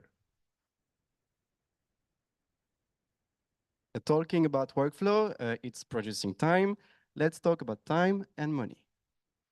So we currently are here working on a vertical slice until February. We plan on having all systems needed for gameplay up and running, one completable quest from start to finish, and overall the end of pre-production. Ideally, this vertical slice will serve as a demo to reach out to publishers quite early.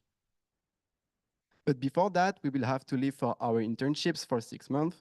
We come back in September 2024 to launch our 12-month long production. We will try to be incubated in a school in order to cut our costs as a small indie team. Since everything was laid out during the vertical slice, we are now able to focus on the heart of our game, the quest. Here, we would shift to a waterfall production, building each act on top of the last and taking 2.2 months to make each. Also, this structure will give us room for modularity and answers to time or budget constraint if needed by removing one act, for example. Finally, we would block August for an intense marketing month, preparing for the release on September 2025. To finish, we would then focus on ports, so console and mobile, and why not begin to work on a new project to diversify our revenues as a new studio. Money-wise, we calculated our costs like this. With a team of 9 part-time, the vertical slice would cost us around 72,000 euros. For the production of acts, we will be reducing the initial team to fit with the new production needs, and we expect around 52,000 for one act. That means 264,000 for 5 acts. In total, a human production cost of 336,000 euros. Just a quick note, this visual doesn't yet take into account the specificities of each act. For example, Act 1 may be harder to make because of onboarding, whereas the last act will focus on only one very impactful quest, so we expect some kind of balance. Finally, how are we going to sell this? First, we aim to be premium-based with a one-time purchase. After comparing the prices of similar games, we plan on a pricing of 19.99 euros. As an idea, it would mean that we would have to sell around 33,000 copies for break-even, taking into consideration platform's cost and sales. To grab players that may be attracted by our strong visuals, particularly on mobile where a download is only one tap away, we are thinking about doing a demo with the first act playable for free. And finally, we would want to become a community-driven studio and project following the values shared in our game. In one hand, we would put a focus on transparency with regular devlogs and active community management. That would allow to showcase both the game progress and the team behind it. As a head start, we would try to reach the Wholesome Games community. It's a trendy genre and a very active community on internet across all social medias. There are a lot of specialized small to medium content creators, and they could play and share our demo before release. Thank you for your attention. Here is the team again, and we look forward to hearing your feedbacks.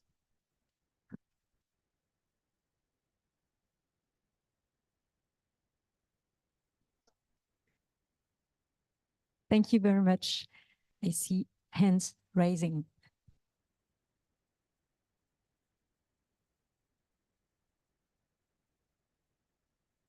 Hello, so I'm Lucas. I run my own game studio.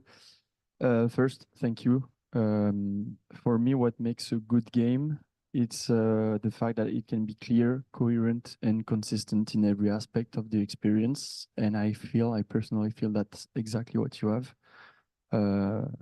I really love the art direction. It's mature. I mean, not in a like it looks like, I mean, I feel like you thought about it and it's very well executed. Though I have a few questions. On the first act, you were mentioning childhood and there was a mention of drugs. I actually kind of have trouble picturing what does it mean. So yeah, if you want to answer this first question, I have a few after. Does it work? So let's talk about drugs. The drugs is a particular quest that reflects how in childhood, even though sometimes everything is like kinder, you do encounter horrors that are beyond your comprehension. And the drug quest is a quest that will not be resolved in childhood. It's one that will be resolved later in the game in adulthood, but it's like a good like entry point to getting into growing pains and like the robots trying to understand that maybe life sucks a bit. So yeah. Okay, got it. Thank you. Then it's mostly remarks. First of all, on the PC, console, and mobile. So I understand that from a pure technical standpoint, it will be okay. It will run. Keep in mind that porting game in different platforms is not only about tech; it's also about user experience, and it usually come at a cost. In terms of game design, to make sure that it fits the platform you're playing on. And so the question you should ask yourself regarding the mobile, it's a very like business-driven question. What's the return on investment of engaging costs to make this happen on mobile if our players or our targets are not playing on mobile? So that's the first question I think you should ask yourself. The second one is about the fact that you use the Quantic Foundry model on the marketing side. It's a very good reflex. I really think it's a good way to map what your players are. So congrats on this. And the last one is regarding the vertical slice. You're mentioning, and I mean, that's the purpose of a vertical slice, being able to push the button and enter production right after. But you didn't mention the state of the heart at the end of the vertical slice. So do you plan to have a fully hearted level act or whatever at the end of the vertical slice so all your pipelines are ready to scale on production?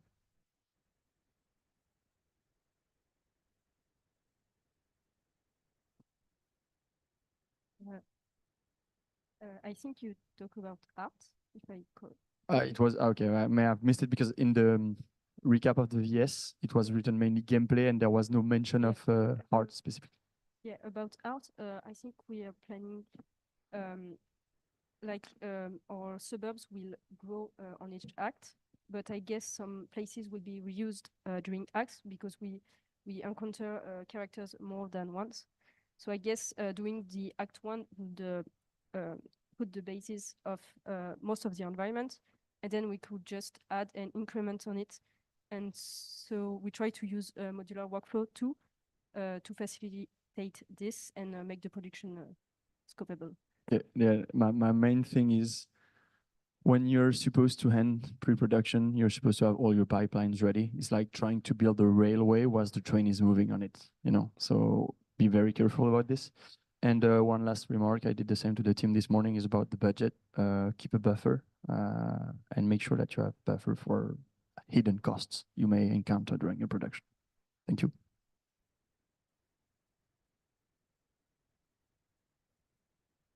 Hello, nice presentation. Thank you. I'm Thomas, 3D artist. I have a question about performance. You talk about adapting the game to other markets such as the Switch or mobile, and I ask myself the question of Unreal 5. I'm not sure it's a great fit for adapting to mobile. it can run things on mobile, but you have nice 3D renders with nice textures and stuff like that, I'm sure. And I know it's really optimized, but this is not the same thing. And I don't think there's a lot of UE5 games on Switch right now. So it's a risk. And I think that on mobile, it's almost undoable right now.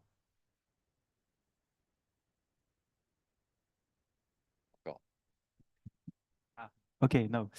So about the engine choices, we made the choices in two different ways. One in the vertical slice project because it's of course the stuff, but we also made it in a school way of thought. And Unreal Engine was the engine we want to learn. Part of our team already use it a lot, so was very powerful inside of this engine. And the other part of the team want to learn to use it because it's very useful engine in the industry. So this is maybe the part that is not really coherent, but we think with our artistical direction with 2D 3D we can make some concession on consoles to have games that can run on Switch and on mobile maybe.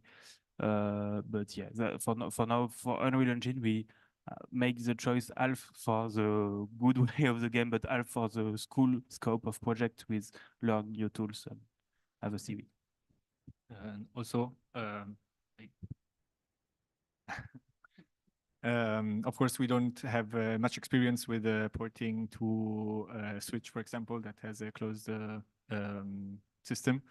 But we are still thinking, like we still have in mind from the beginning of the development performance as something that we want to look after, so that at the end, when we are in the porting phase, we're not blocked by performance issues that we didn't think about.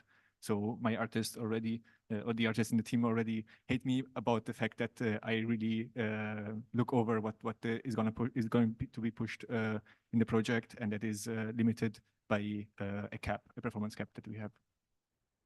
You have some performance caps, some data about that, because frankly, it's just a return of experience of production, but a lot of games are started in indie or AA as a way they think that they will make a game, then optimize it, then release it on Switch, and then they are not released on Switch.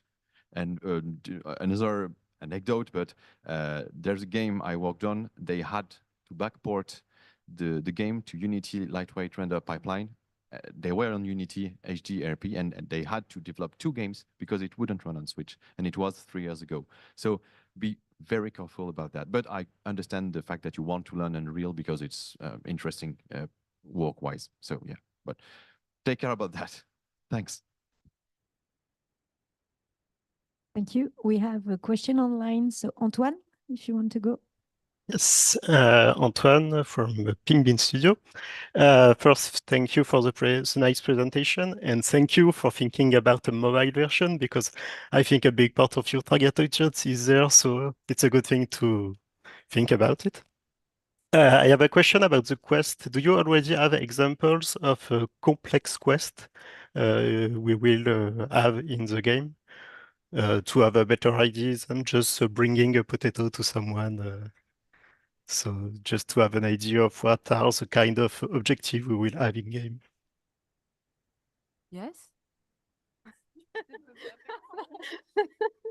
No, I mean, yeah, we do. Currently, the potato was just an example, but for getting a name, it would be like childhood level. So it's only one single item, and you need to talk to, as far we are, like 5 different characters to complete it. And for further in the game, we'll see. Okay, I think it would be cool to have some example of a bit more complex quest to have an idea of the numbers of different items you will have to find and how you will connect them. And yeah, I was sure the potato example was just a rough example, of course. We have the prototype with the outline in the workspace, but since you're not here, we can send it to you if you want to. Yeah, okay, with pleasure. Hello, thanks for the presentation. I had a question. I'm Gaston. Yes. Do you have any idea already on how to make sure that the player is able to distinguish and discriminate the interactable element from the background? Because honestly, in the presentation, when you said you might have seen the potato, I didn't see it at all. So do you have already any idea apart from the accessibility features that could highlight items? Oh yeah, it kind of makes sense. You couldn't really see the potato. It was like kind of small and black and white just for the prototype.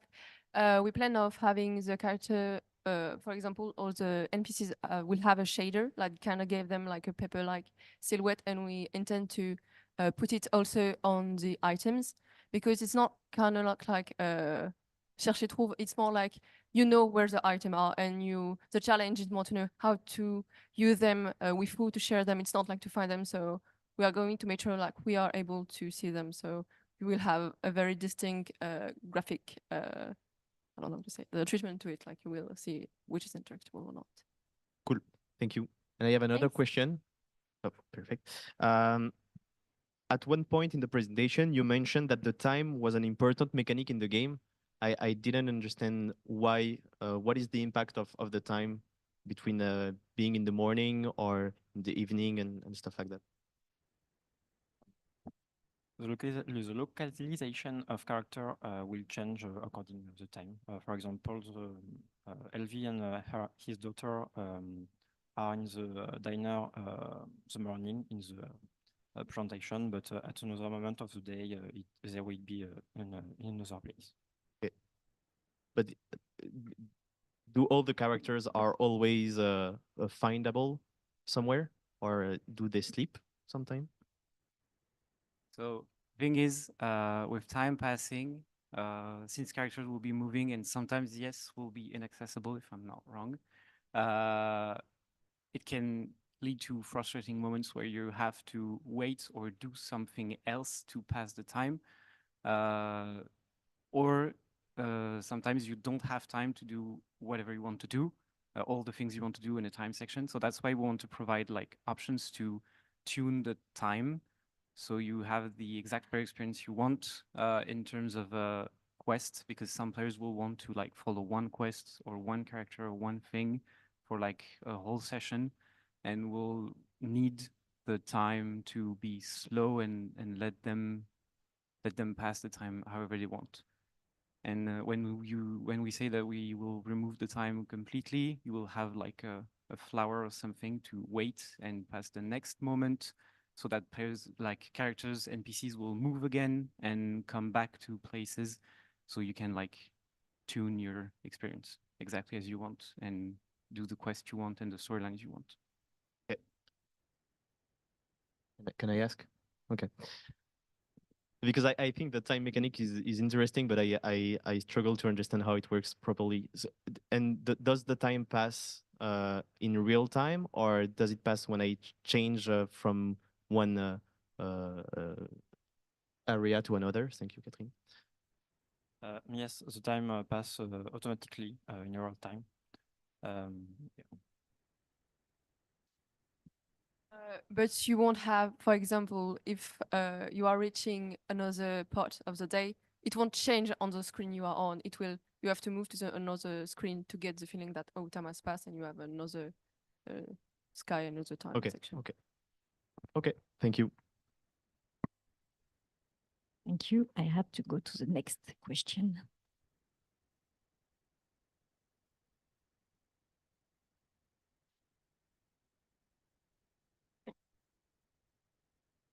Hi, it's Stefan. You mentioned that you are the idea to have a studio which is based on the community. It's almost the same remark I made for another one. In your marketing presentation at the next time, think about that you have, if you think about this, you have a pre-launch, you have probably a crowdfunding campaign to create your community, and you need the money to pay somebody to take care of the community very 2 or 3 months before the first launch of the game and up to a long time after the launch of the game. So you have a live ops operation to maintain your studio like that. And another comment is, I'm not really clear, but I think the idea to make the game on mobile, 60% of the game market is on mobile. And you have some games which are working very well, I think, because it's a strategy game, a game like Rain or Rain 2, which are working well on mobile. But of course, I don't know if it's exactly what you want to do, and you should think about it. Yeah, that's my comment. And the last, on the side where you show your timeline, production timeline, you can, it's a theoretical analysis, but you can start to make the game in your company during your votre stage, during your internship, if you take the status of student entrepreneur, which allows you to work on it. It may change only your slide. Maybe you don't want to do that, but it's a possibility. Thank you, Stéphane. Hello, Timothée. Just something I was thinking for the first two presentations, I think you did this in the right order, meaning by that that you need to explain what you are going to do with the narration, the cast, and how we are going to play. But for maybe the next time, the work will be done and you need to sell the project. So maybe start with what's make your game unique, because if there is people in the audience, they didn't follow the first two presentation. It's for me, it's a bit like Machinarium. It's unique. We don't know what the game will be, but we need something to catch the attention. And maybe for the last presentation, change the order and start with that to make us want immediately follow what's going on and okay, I want to play the game because there might be something interesting in the narration with the cast, and yeah, it will be a different way to present for the final presentation.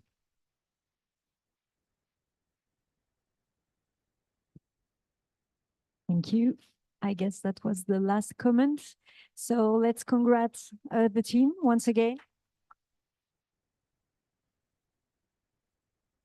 And I will invite the rest of the cohort to come back down so we can have the final words.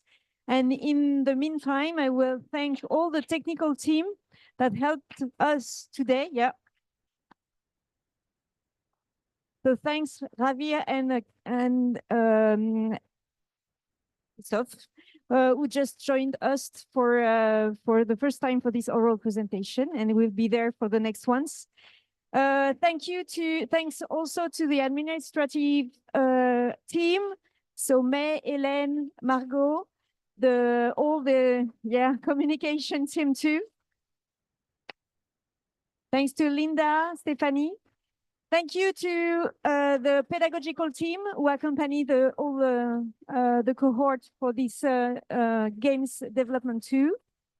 And if everybody's here, I will give the mic to the Godfather for final words. Congrats to all teams for the work. Hi. I'm Jan, Godfather. Congratulations to all of you. You've made a lot of improvements. So I'm quite confident that you will all make it in time and it will be good in 2 months. So good luck for the last working session. Maybe I could say that I suppose some of you regard this project as some kind of portfolio, and I suppose you don't worry too much about it. It's also I hope not the last chance, but it's a good chance to also experiment with bold choices that you wouldn't be able to do in later professional work. So take the chance if you want. And yeah, just a note, I've been speaking to some of you out there about some random details, and sometimes we don't have time to dive deeper in random topics. If you want, if you need to discuss further anything, feel free to send me a mail, or I'll always be open to this. So, thank you.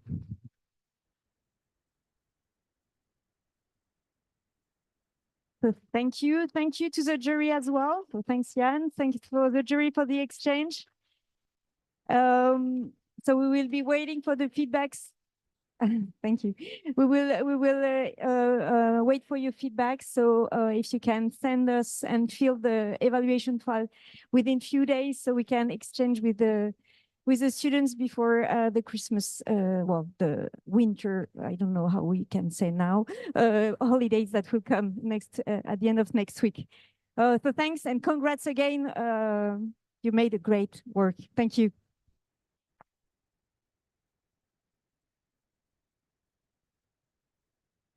Thank you. So for the jury, see you in mid-February here again, and have a great holiday session for all of you.